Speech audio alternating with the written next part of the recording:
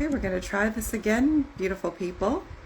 Bear with us as IG likes to special guest at strengthen.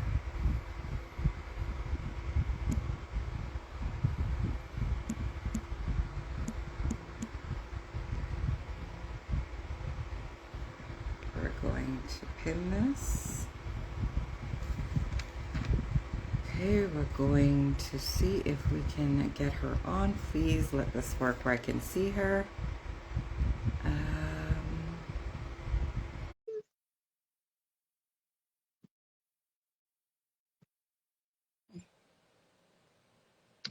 Turned on video.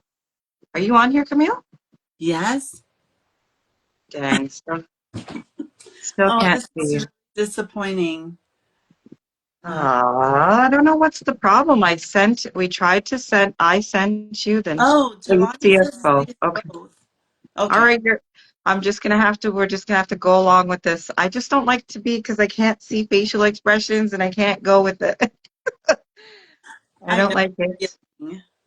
but we will have to work with what Instagram is giving us. Okay. Thank you, everybody, for joining. We're just gonna let people start to trickle in before we get started. I will say my little spiel. You look So lovely, welcome to Kerry. Let me just say that. You're looking good. Thank you, thank you. So welcome to Convos with Kerry. If you're new to the channel, we have convos that are for you, by you, for us to learn, to share the knowledge, and for us to grow as a community, as a village. So my name is Kerry Wilson, and I am your favorite BMC, so your favorite behavioral management consultant who specializes in children, families, and youth who are struggling with challenging behaviors. I help you and your family reclaim your peace, one family at a time. So if this is you or you know somebody who's struggling, please reach out to me, DM me. I'm just a DM away, and let's get this work started. We have a special guest today in Combos with Kerry. I'm so excited to have Camille on. We have been working together, or in groups together, and I've seen what she's amazing work she's been doing, and I was so excited to have her come on Combos with Kerry to share her knowledge with you guys. Because as I call you guys, you are my village. So you guys are helping the other village members to learn, grow, and just do better and be better. So Camille, introduce yourself. And before you do that, tell us one interesting thing about you that nobody may not know. Hmm. That's always the tricky part. What is it about myself that other people don't know? I don't know. Maybe one of the secrets that I try to pretend to do, but I don't really know how to do is swim. So I'm one of those people that go into the pool and I look so lovely waving my arms around. But if you notice, I'm not really going anywhere. So maybe that's one of the things. Um, but other than that, there's no fakeness in my life, people. Don't get me wrong.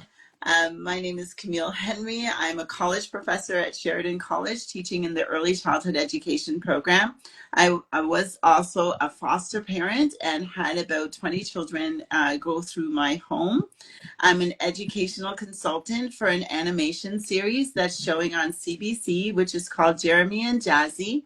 And I'm also a writer for an upcoming animation series that will be showing on TVO, and it's called Be with Z. And all the shows are really about supporting children in their social and emotional development. And on top of that, I know, like, how many jobs does she have? I've one more. I'm the CEO and co-founder of Strength in Hands, and I have my son. So I'm also a single parent to my wonderful little boy, and he's taught me a lot in my parenting journey. That is amazing. Oh, wow, you have a lot going on, Camille. My first question is, just being in awe, is how do you juggle that, and how are you able to be a single mom and with all these hats that you're wearing? That's amazing. And I know you travel out of town to do guest speakers as well, speaking engagements as well with your partner sometimes. So like, how, let us know, as working moms and business moms and boss moms, how do you do it? I think one of the things that I had to do was step into a space of what do I want for my life. Mm. And it was really hard because I felt I'm giving so much to other people, and in the field of early childhood education, and as you know, Kerry, when you're giving to children and families, you tend to give a lot and you don't realize that you're not giving to yourself. I was just, I think, contemplating my life and thinking, okay, when I leave this earth, what do I want to be left as my footprints? And I really wanted my son to also see that dreams that you have to take risks. And I took a risk with the business. And as a result, with the business, it has grown and led me to travel to places and speaking about things that I've researched to help children. But I also, I'm not a, I don't take a linear path, Carrie. I don't think I ever have. And I think the result of that is that it has led me to do a variety of different things. And because of that, the culmination of it is that I can wear different hats. So what happened is when the producers of Jeremy and Jazzy approached my boss, and she put out the notice that, you know, they're looking for an educational consultant in the field of early childhood education, I um, I applied and just said, what have I got to lose? And I think when they heard about the variety of things that I've done, they were really on board. And I think being in spaces where you can be your authentic self really helps to, like, you know, don't shrink back. Actually showcase what you have and the worth behind it and the work behind what you've done. And you'd be surprised about how many people appreciate it. And I think I'm walking into spaces with the recognition of the work that I've done, but also you also have to be a kind person at heart, compassionate, and a true believer of the work that you do, and the need to be able to help others. If you're doing everything for your own accolades, you'll find that things dry up real fast. But if you're doing things to help people, how big or how small it is, it's the fuel that keeps you going. That is I agree with that, and I kind of I think this is why our spirits connected because I feel like this is also what how I walk in life. So I love that. So just tell us a little bit about those two projects. I think they sound amazing. The TVO and the other project that you said that you're working on, just to give them a little snippets, and then I'm sure you follow her and you will see much more about it on her own page as well. Yeah, being an educational consultant for Jeremy and Jazzy, it's a show that shows on CBC Gem. It's just small little scripts, about 3 minutes, where Jeremy and Jazzy uses music to really relate to uplifting, I guess, uplifting children and really letting, like, I guess, in a way, affirming and empowering children. So songs like "You Can Be Anything" and "Believing in Yourself" really showcases the fact that sometimes children have, you know, not so great days. And it's the idea of how do you push through all that. Even things that are relatable to children's everyday experiences. You know, let's sing a song about hopscotch and cleanup and making it fun. That series kind of branched off with the opportunity of the producers also approaching me about the Be With Z project. And the Be With Z project is really helping children understand more so emotional development. How do you get through your emotions? How do you express your emotions? How do you understand what in the world these emotions are, which are oftentimes very confusing?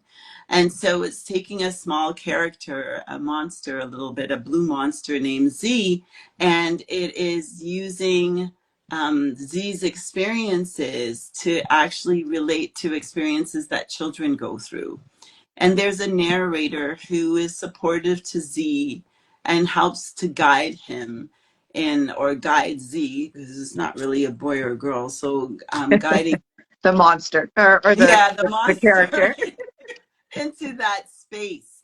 And I think it showcases for us as parents, caregivers, even educators, really, how do we respond? How can we really help children to co-regulate? How can we support them in their emotions? And the program showcases that. So we're really looking forward to that being on air in 2026. So look out for us. And I actually had the opportunity to be asked to write a couple of the episodes. So I'm very excited to have this opportunity. To I went from educational consultant to also animation series writer. So I'm very excited Well, about that. I'll it, be the it one. kind of it kind Yeah. of falls into what you do with writing your book, your stories. Like your books are in a way animated, series. So definitely, Yeah. I think they're not. You are on the right track in regards to that, and it sounds very interesting. Can't wait for it to drop, and definitely when it does, come back on and tell us more about it, and share the learning experiences that you've had from this, because this is going to be a different thing that you're doing, different hat that you have to learn and to grow into. So I love it. Thank you. So tell us a little bit more about what you do when you are working with children and emotional regulation. I know is that the same as emotional intelligence? Would you put it along the same lines? And if not, how does it differ? So that's a really good question. So when we're really, that's a good one, eh, everybody? Like, whoa, okay. So we're getting down to the nitty gritty. So emotional regulation is really the idea of self-regulation, helping children to understand their emotions and how to regulate their emotions when sometimes we as adults or we as the ones that are observing the children might interpret it as challenging behavior.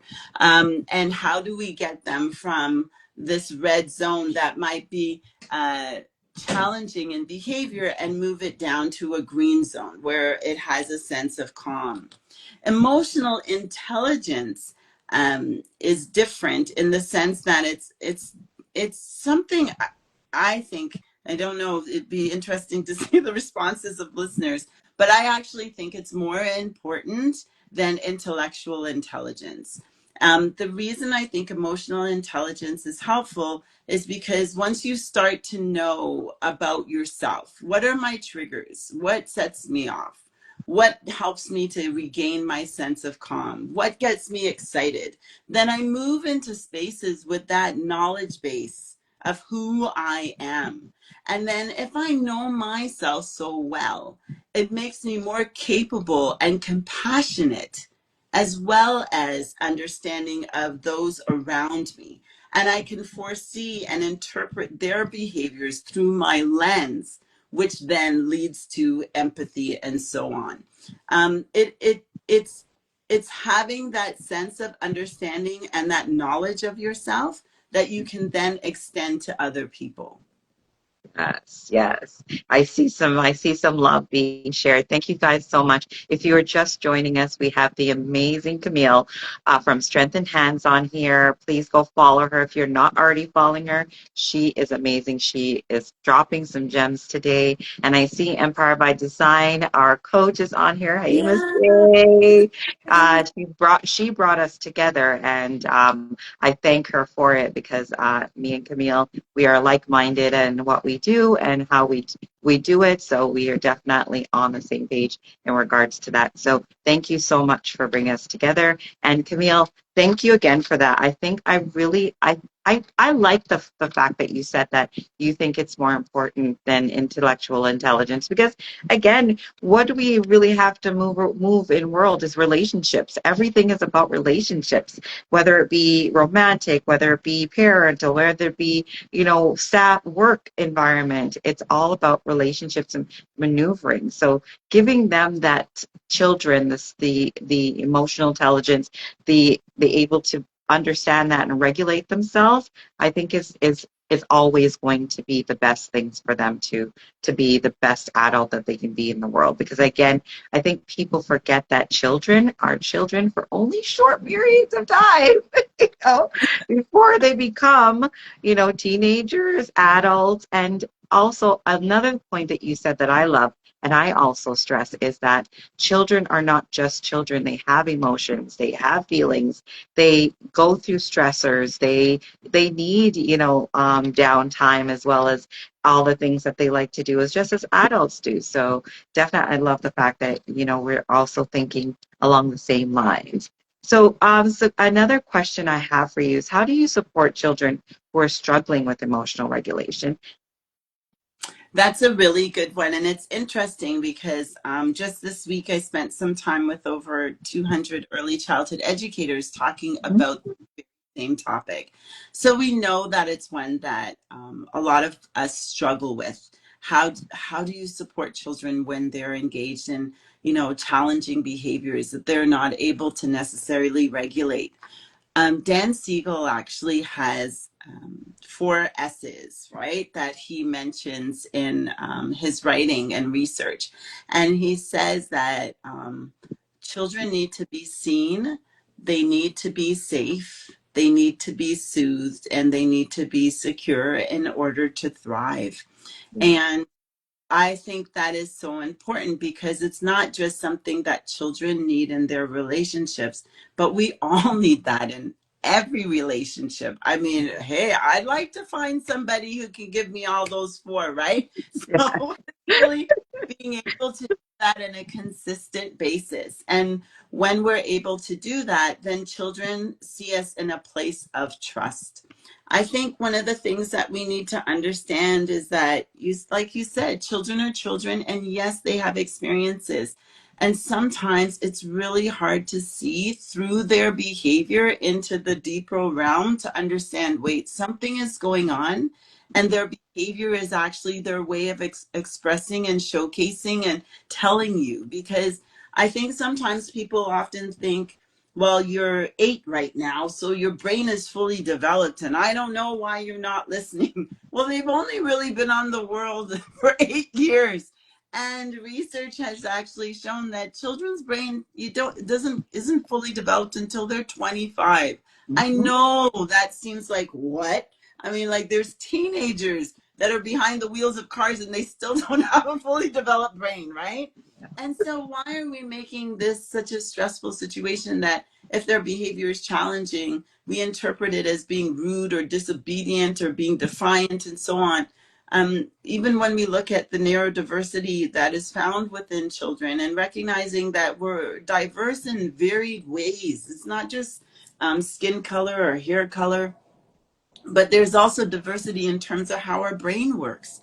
And so there are children that are prone to being defiant, right? So even something like oppositional defiance disorder, and that's a real disorder, they automatically think of being defiant in situations where they feel stressed. So they're Mhm. going to that flight, fight, or freeze mode. Most likely they're in the fight mode. So imagine being in a situation where you're always tense that something is going to happen. Of course, you're going to quickly be set off. But the wonderful thing that we can do to support children in that situation is we can be co-regulators. So co-regulators are when children borrow our calm. It doesn't help if we're dysregulated, because if we're dysregulated and they're dysregulated, well, you know what's going to happen, right? And I've been through that, seen that, heard that. It's really difficult, and I think what we need to do is to be in spaces where we're the adults. They're looking to us. They need us. Let's find our calm so that we can help. And Kerry, it's hard because sometimes children's behavior triggers something for us. Yeah. I'm not immune to that. Yeah, I have maybe 6 books in front of me and so forth, and I've done um, extensive research on the topic, but it doesn't mean I'm not going to be triggered necessarily by a child's emotions. I remember whining used to bother me, screaming used to bother me, right?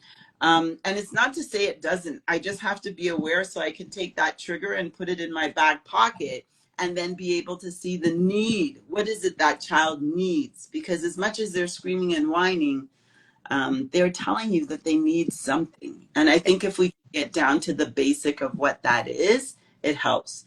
but that involves a great deal of observation. It also involves time, and Yeah. sometimes we as parents and care providers, we don't always have the time, and that's the tricky Hmm. part, is the balance of that. And that's why you call me. I have the time and I have the skills and resources to help you. But so thank you for that because I definitely, yeah, I feel like it is definitely, and that's a great leanway into my next question is how do you support a parent who is, thinks that it's their child. That's the problem is the child. It's their behaviors are not mine. And, how do you get them on board in order to work with help them to help their child? If you guys have questions, I love that you do. Please put them in the question box so I don't miss them, and we'll get to them before the end of the night. Okay, so I see you have a question, Jelani. So, Jay-Wise, so definitely put it in the box, or I see it here, so hopefully it doesn't go away, and we'll get to it before we end our conversations. But thank you guys. Okay, Camille, do I need to go over it again? I think you were asking, how do we support parents when they are seeing the behaviors that are happening with their child and perhaps they're taking it personally? Is that? Yeah, they're saying that it's not their behavior, it's not their issue, it's the child's the problem, and they only want you to fix the child in a sense. One of the things that we have to really understand is that a parent that is coming to us, they have their issues too. They're carrying, I almost call it like an invisible knapsack. We all walk around with these invisible knapsacks that contribute to our behavior and help to contribute to what we articulate. Um, and sometimes what has happened is, you know what? I have my own problems. This is their problem. So fix them because I'm okay.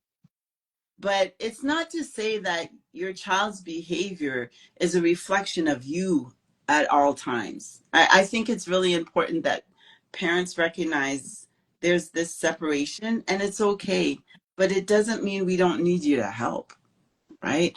It doesn't mean you can stand off to the side and have your own personal time out. Meanwhile, I'm taking the challenging behavior of your child. I think one of the things that has to be in place is, as parents, have we done our own reflection? Have we sat in our own histories that have contributed to our reaction to children's behavior? And one of the things is we have to think about when a child displays challenging behavior, for whatever reason it may be, are we reacting and giving a reactive response? Or are we giving a relational response? Mhm. They're different. So a reactive response is, you know what? I might start to yell too. The child is yelling, stop it, stop yelling. I don't know why you're yelling all the time. Would you calm down? Now, I don't know about you, but somebody saying the word calm down does not help me to calm down. And so it doesn't matter if they scream it, how loud they scream it, if anything. So it's always maybe the fear makes me calm down because they're screaming at me, but Mhm. it doesn't make me feel calm. I might be holding, my heart might be palpitating at the same time. And usually if children are feeling challenged, they're already scared, they're already trying to figure things out. I think one of the things that we want to understand from parents is, do you want a relationship with your child? And so if you do, you have to understand the child needs to know that you love and care for them even when their behavior is challenging. Yeah, They need to definitely. know you're not going to go away, that you love them through it, right? And it's hard, but like I said, that's why we need to be aware of our triggers so that we can put them aside and really see about the need, that what is it that child needs in this moment, because I need, as their parent, to provide it. Yeah, It's not, and please don't think I'm saying about, oh, the child, this is not the toddler who has a breakdown at the counter and wants the candy. I'm not so you give them the candy. No, no, I'm not talking about that. I'm talking about at other times. the candy, they need something too. Yeah, I can see you really wanted, I want the candy. Yeah, I can hear you. Really want the candy. But you know, when we came into the store, we said we're not having candy today. So we're going to be going out. Do you want to hold my hand to walk out, or do you want to help carry the bags? Right? Like, but either way, we're going out. Right? So it's kind of like in the moment that child needs you to be firm, they need you to be consistent, they need to know that there's boundaries that are set, Yes. right? Yeah. And so that's what they need. So you can't just say, well, the child's having a breakdown or upset about the candy, I'm going to just leave them in the corner of the store. They're still needing you, Yeah. and through it all, right? Definitely. That's a great like segue into my other question is how do you adapt your communication styles to meet the relationship to help them? I think we have to recognize, first of all, that children have different temperaments. I wish every child was the easygoing child. Oh, life would Life would be, be so much easier. oh my Everything would be goodness, simple. wouldn't it? We would be at the parks, and when we say it's time to go home, all the children would get up and say, no problem, right? And we'd say, good night, it's time to sleep, and all the children would go to sleep. Oh, lovely. However, I have news to tell you, and children have different temperaments. And so their temperaments might not even be complementary to your own. And that's a tricky part. So I asked my son prior to coming on if I can use him as some of my examples. So I want to let you know he gave me permission. um, I love going on walks. When my son was a little infant, it was so easy. Put him in the stroller and he would sing and just be in the stroller. He loves it. Well, now he's 11 and I want to go on walks and he looks at me as if I have four heads. There's no way. Like, what are you talking about? And then I want to play soccer and I'm like, my ankles can't take that anymore.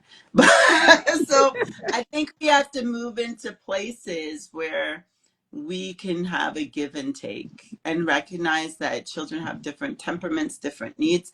And if we really want to have that relationship with them, sometimes we have to step into their world to really understand what they're going through.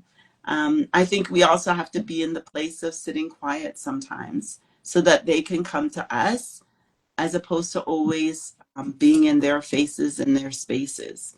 I Yes. think it's nice for children to know that they have space where they can be and they can be who they are, but we're also accepting of it. I think, Kerry, one of the biggest things I had to learn was that my son is not a carbon copy of me. I had to let go of some of and that was a hard thing, some of the dreams and what I envisioned and expectations I had for my son, and recognize he's his own person, like he's growing into his own person. So all I can do is guide him into that space. But I tell you, that was a tough one for me because I was like, oh, he's going to be this, and he's going to be that, and oh, this is going to be. And then as he was growing up, I was like, that's not going to happen. He has no interest area or anything. So I had to shift. And I think once I shifted, the relationship became stronger because I Yeah, was in who he was as he was growing. definitely. And I think that is a great thing. Then I think for me, working with children and families, I think that's the biggest thing that parents have to do is that mind shift and Hmm. understanding that, yes, they have to let go and they have to let their child be their child, whoever that child is meant put on this earth to be. And it's not, even though we want to be like, that's my bestie, that's my twin, that's my other half, they are still their own person and they have their own path to walk. So I love Yeah, that. yeah, Somebody here, Jelani's asking, can you please repeat the four?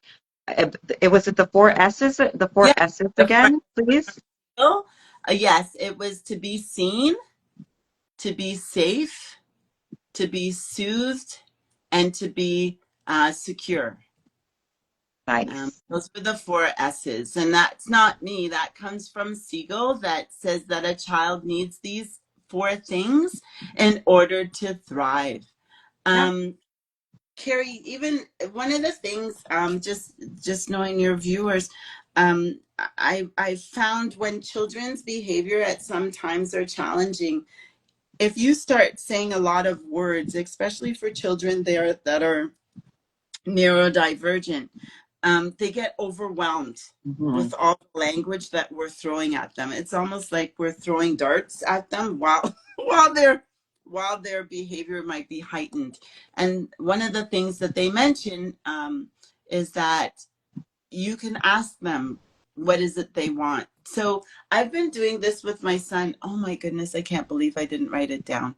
This is one of those things where, but I tell him, I ask him for three, if you need three things. I said, do you need a hug?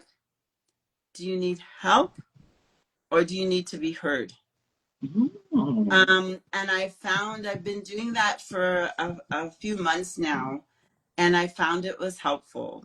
So Nice. sometimes, like, I just need a hug, like it just, and then, okay, we'll come back to this later, maybe.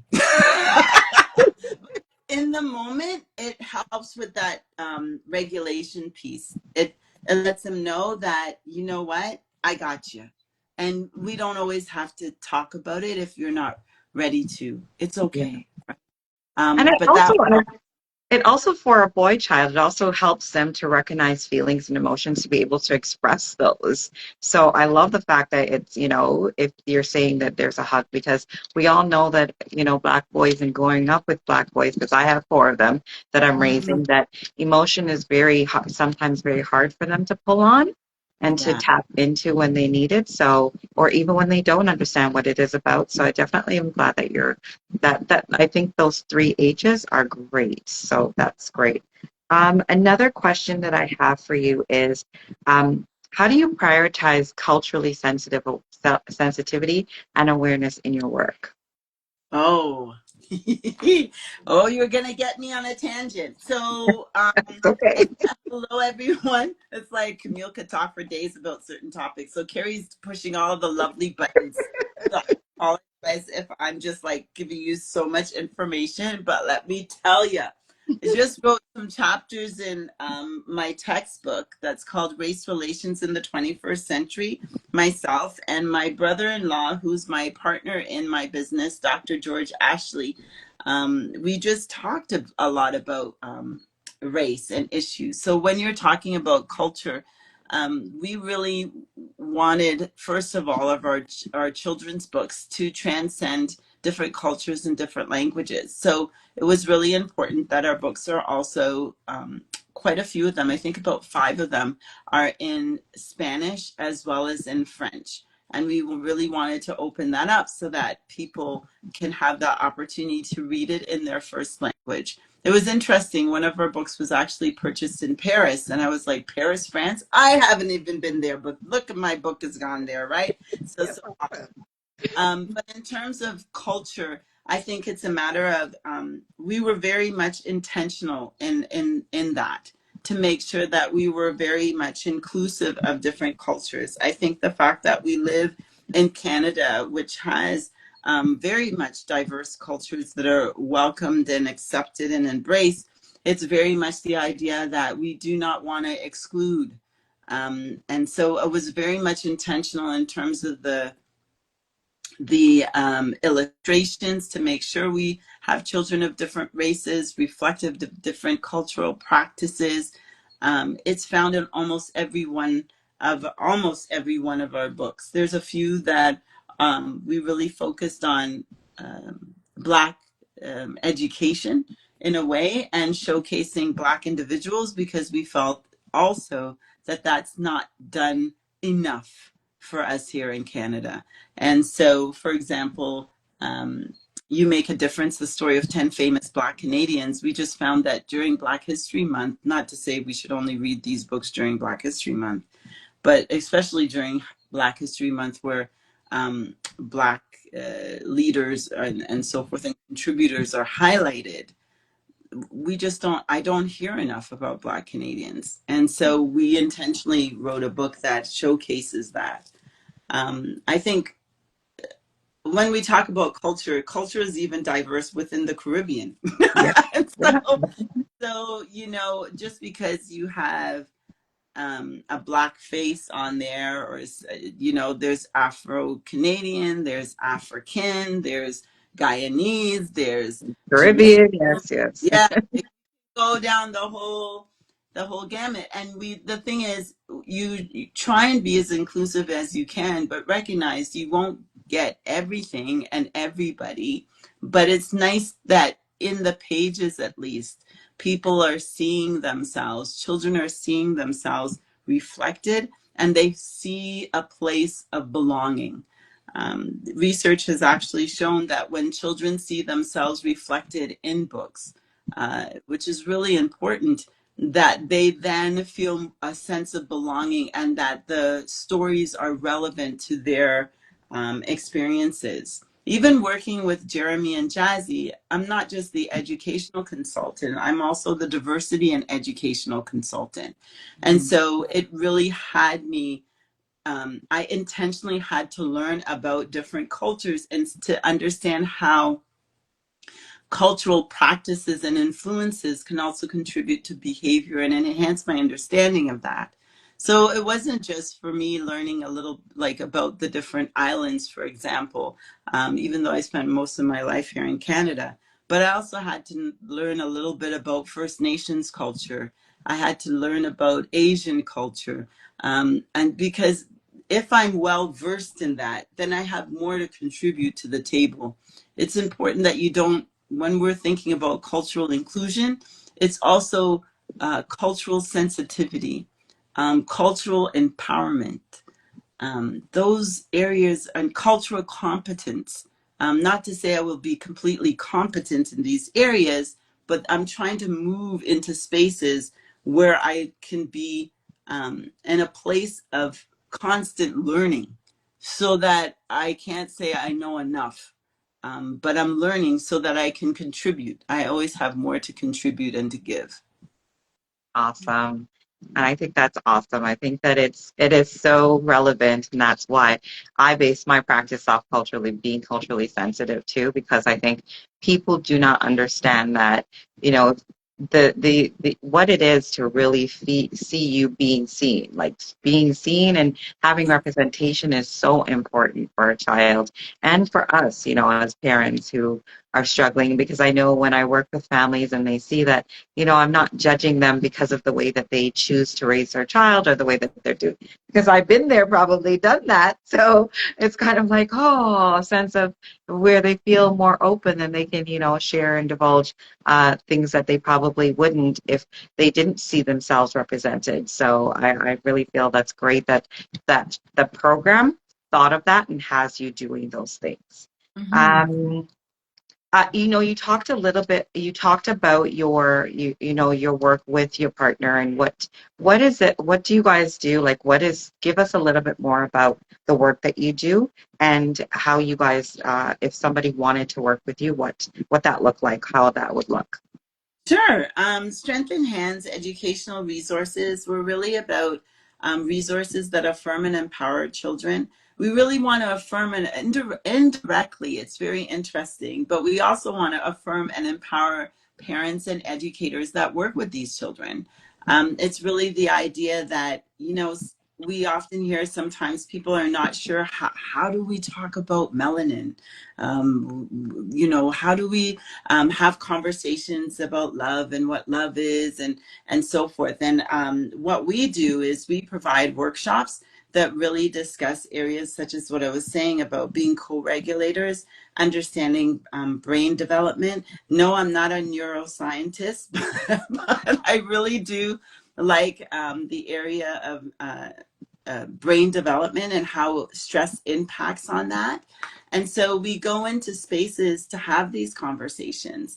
Um, and so workshops is something we also, most recently, I'm a Zumbini instructor. So Zumbini is branched off from Zumba, and it's a music and movement program for children with their parents or caregivers, and we do music and dancing. We use drums and bells and so forth, and really to engage the community in varied ways to enhance the relationships that they can have with children at an early age. It helps to bring that sense of attachment. So I'm also trained with Circle of Security, which is a national um, program that really helps parents. I'm trained to do it with caregivers too, so that those who are in early childhood education or work directly with children in some ways, they can have the opportunity of understanding how important attachment is, and understanding more about children's behavior in regards to that. All they have to do is really contact us at strengthenhands.com so you can see our website. I would love for people to join us on our Instagram page at Strength in Hands, because from time to time, myself and George, my brother in law, will drop little nuggets of information, and we'll also tell you places where we'll be. We're not shy. So you mentioned, Kerry, that we're at conferences, but sometimes you can find me in local malls or libraries.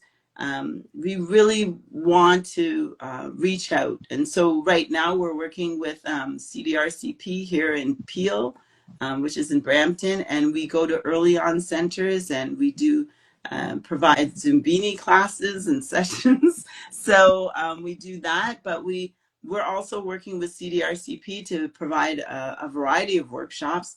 And like I said, if people are interested in parenting workshops, we're trying to see if we can also provide some through our direct program through Strength in Hands. So there's things coming up the pipe we're really excited about. We're just letting the summer kind of brew, but we have quite a few things that we're going to be doing. So we're excited. Great, thank you. If anybody's just joining us, we're here with Camille from Strength in Hands. I've tagged her here, so if you would like to follow her, please follow her for her updates and what she's working on. And she is in the community, so if you would like to meet her, she's, like she said, she's not shy, so you guys can come over and ask her questions and just meet her. So is there, I think we didn't talk a little bit. Let's get into a little bit about strategies. So how do you prioritize? No, let's do this one. So about strategies. Mhm. How do you, what role do you think consistency and predictability plays in building strong relationships?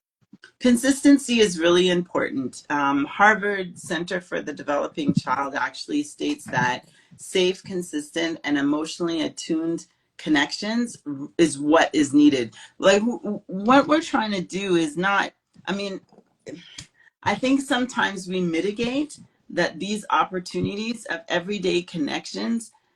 It strengthens your relationship, but it also strengthens the neurons and synapses in the brain so that they're stronger and tight. So the brain is developing stronger. And so if you're consistently doing that, if you're constant there, then a child is able to depend on you and they feel that they're in a safe place to grow, learn, and explore. But if it's inconsistent, then they don't know when you're going to be there or not. It's almost like putting your hand out, right? I used to play this game, Carrie. It's too bad you can't see my face Yeah, because I I used to can. game with my brother-in-law and my brothers. Fun stuff. And it was the trust game. And I don't know if viewers remember this, but you would stand and then you would lean back and you'd kind of fall back. And if the person catches you, right, then it's like, yay, great thing. But sometimes they didn't catch you and you would just fall straight back. And I think the idea, somebody's like, hold on, hello there. And so it's really Hi. the idea that if you're not consistent, then I don't know if I have a safe place to fall. And if I don't have a safe place to fall, then my trust in you is shaken. And I can't develop a relationship with someone if they're not consistent, right? Children can't tell you, I need you to be more consistent, or you weren't there yesterday when I was really upset, but they Mhm. retain that information. And so, as much as they can give you opportunities to do it again, yeah, they might give you quite a few more. But the Mhm. idea is, are you ready to be a consistent person in their lives? It's not to say you can't make mistakes. We all make mistakes. But one of the great things about relationships as you're developing them is also the opportunity for repair. And so have you taken the time to think about repair?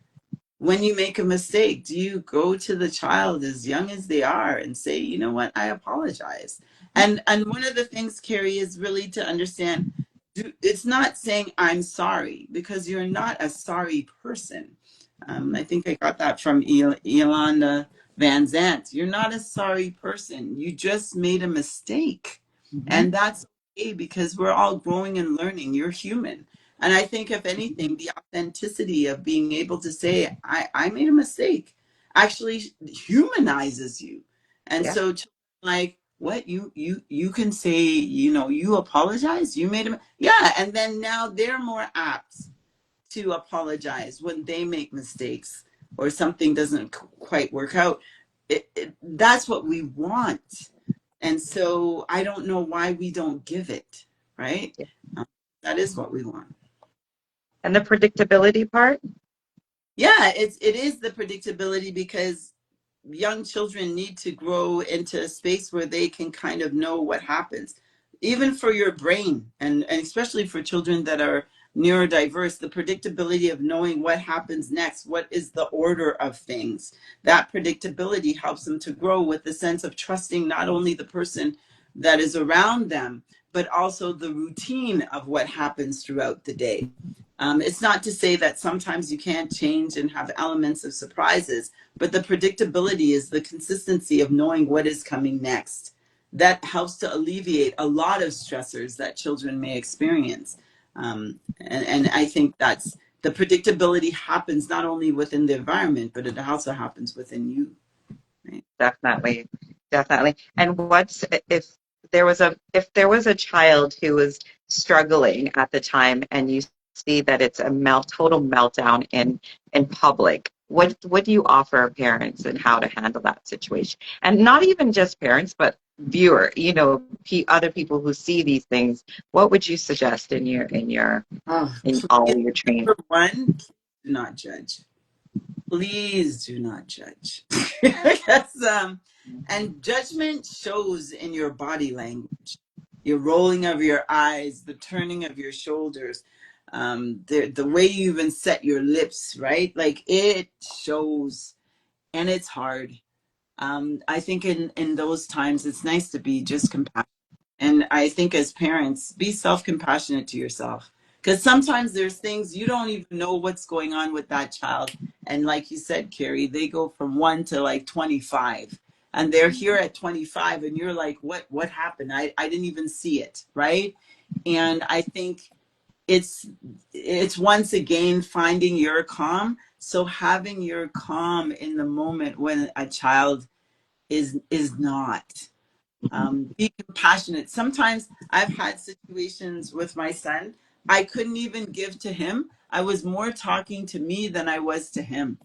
And I would say, like, it's okay, right? And I was talking to me too, like, it's okay, Camille, right? Like, it's You'll get okay. through it. Yes, people are looking, but I'm gonna get through it. And just using that calm tone. You know what? I don't think we're gonna be able to finish. Sometimes you're not gonna be able to finish that grocery store shopping. Sometimes you're just not. Like, it's almost like, what? Maybe I have to come back another day or another time. Maybe I need to go sit in the car for 5 minutes, even if you can get there. Let alone if you have to take the bus or something like that. You Mm, might have to find a corner of the store and just sit there until that child is ready to be in a place of calm. And sometimes I wish all of it would only be like 30 seconds, but 30 seconds can sometimes feel like 30 minutes when you're in that. But sometimes it does take 10 or 15 minutes. And um, sometimes people are quick to judge. And I don't think they're judging so much your parenting. Sometimes they're judging out of concern, because we never want to hear children cry or scream or looking under some kind of duress. And yes. so watch, because there's so much information out there that says not, right? Hmm. But I think one of the things is be compassionate. Is I don't know. Sometimes I look at the situation and I say sometimes it's better not to for me to even go in to assist, because I can foresee that the child will, my presence sometimes heightens it. Yeah. Sometimes even just say, "Are you okay?" Like, and then, "Yeah, I'm good." Like, but just knowing, if you need me, I'm over in aisle 3, or I'll come back in a couple minutes. Sometimes I just say things like that, and just knowing that somebody's there that understands kind of helps to give your calm to somebody else that might be, struggling at the moment. Yeah. Yeah. Yeah, definitely take your cues from the person who's dealing, especially the caregiver, because you don't know what the situation is. It could be me. It's when I used to work in that environment where I used to take clients out. So, and I've had a client that, ran around the shoppers and was trying to break the glass to get into the perfumes because he Mm, likes perfumes, yeah.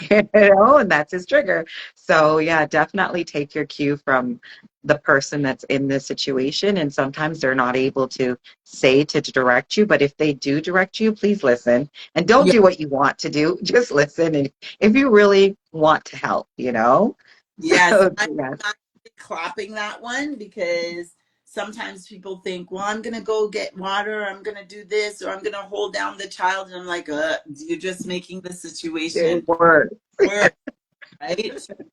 Yeah, that's Yeah. right. So hi, everybody. Does anybody have any questions before we go into? Because I don't see any more questions in the question box. But if you have any questions, please let me know. If you are just joining, it will be up for you to see on YouTube, on my YouTube channel. So definitely come and re-watch it. And if you have any questions or concerns, or if you would like to work with, with Camille, then you definitely send her a DM. Or if you know of somebody who would be a great fit to work with Camille, then you send referrals are welcome. So Camille, my one of my last questions is, how do you prioritize self-reflection and self-care in your relationships with children, and what strategies do you use to manage stress and maintain a healthy work-life balance? Oh, that's a loaded question. And I wish It is two-part.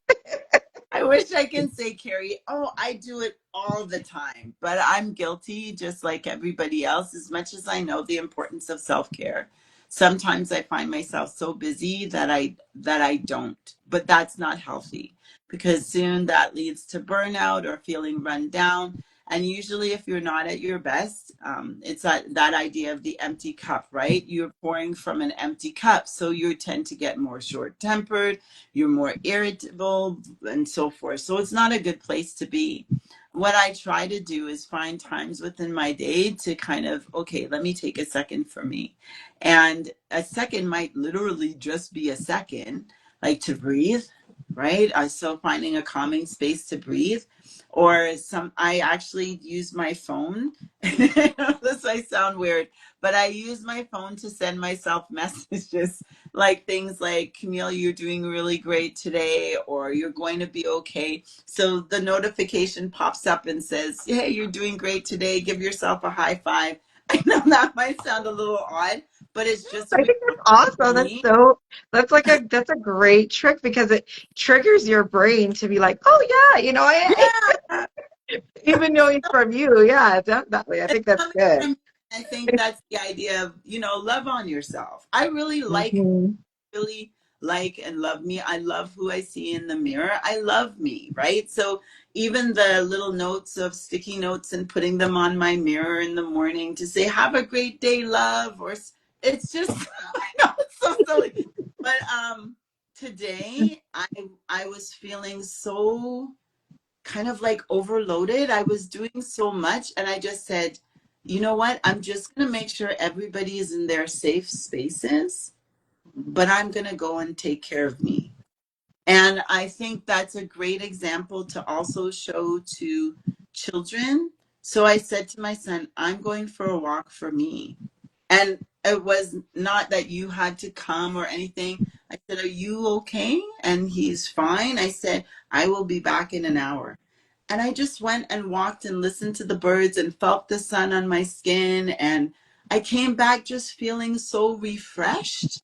I know some of us aren't able to do that, but if you can find even 10 minutes to just, oh, I just, whether it be that you're taking a bath, and I'm not writing in a journal, or just even taking a nap, for crying out loud, right?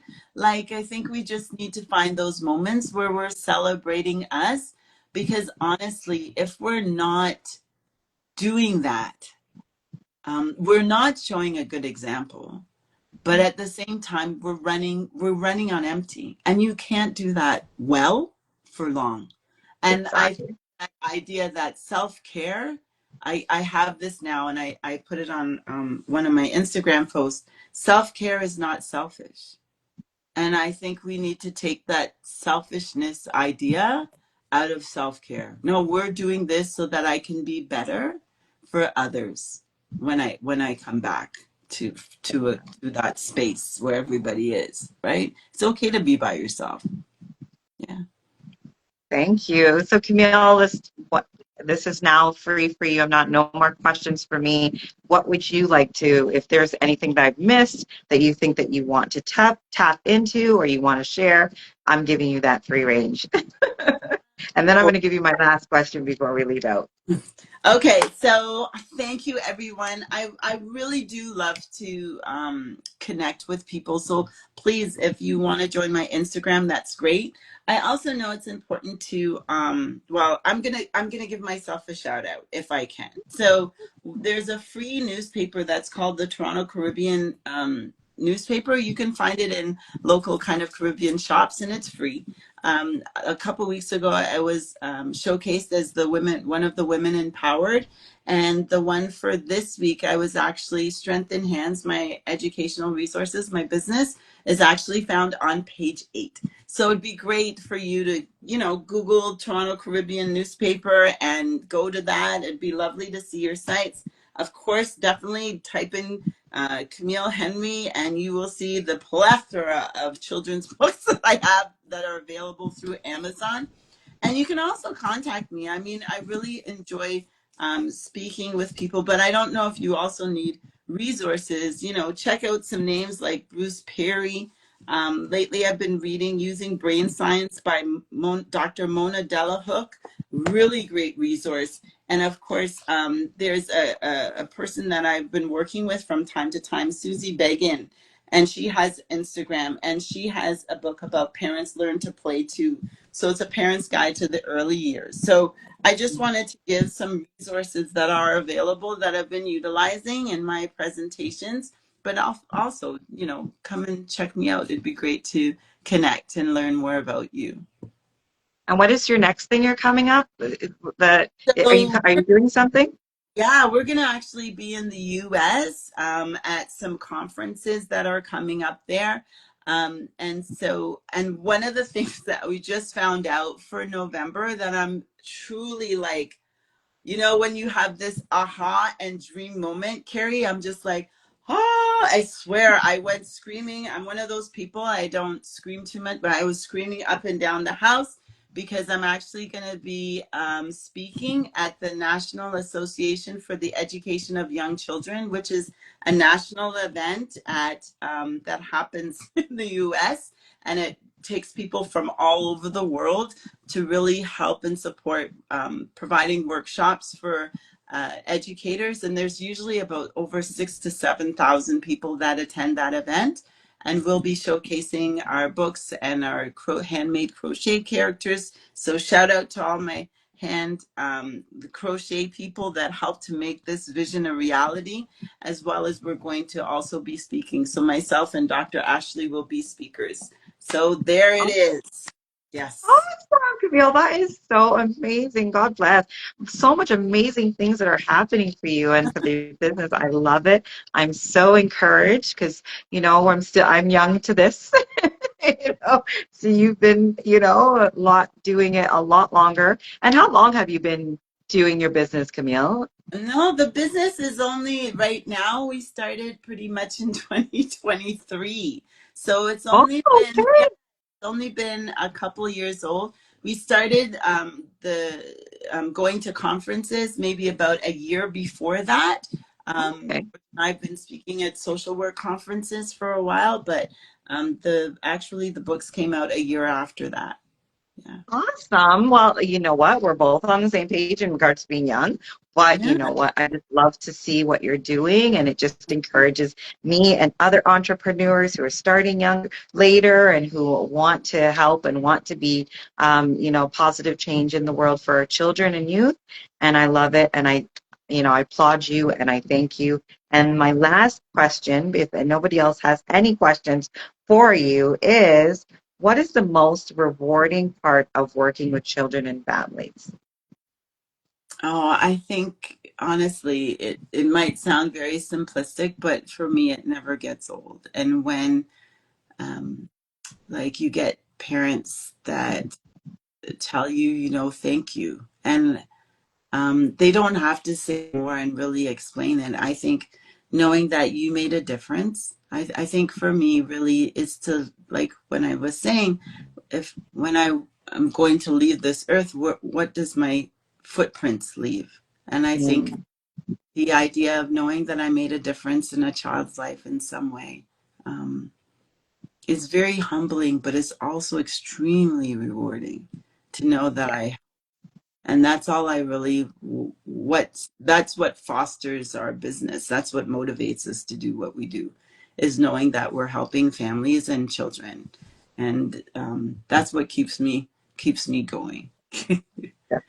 definitely. And I agree. And I thank you so much again for coming on and sharing your amazing gems. I'm so excited. I hope and pray that I don't lose this video IG, please. Because my last Sending convo this goodbye. year. Sending goodbyes.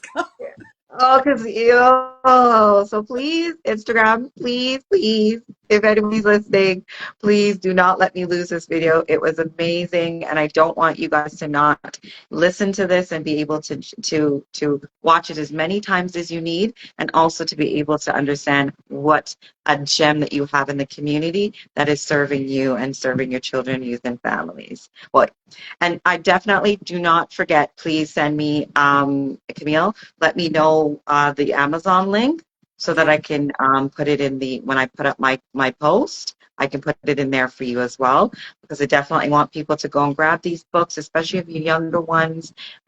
Schools. I'm going to try to see if I can get them in the schools up here, my library up here, because I just moved to Barrie and I think Barrie needs some resources. So definitely we'll be, connecting you as well with them. So thank you so much again, Camille, for coming on and being my special guest and sharing all the knowledge for you, by you, for our family and our village. So Thank you take so care, and I'm looking forward to seeing all of the clips from your adventures this coming up. So Yes. thank you so much. Good Thank you. night, everybody. Bye, Oh, everyone. Camille, hang Thank on a second. I don't know how it's going to work, but in order for me to put a cover onto this, can I just take a screenshot? So smile. Hopefully it works because I can't see you and I can't see me. So I'm going to try to see if this works, okay? Are you Okay. smiling? Yep. Let me know when you're ready. I'm ready. I should take the same thing. I hope it works. I don't know if it's going to work because I can still just see me in the screenshot, but we'll see. If not, I'll figure something out. Thanks, guys.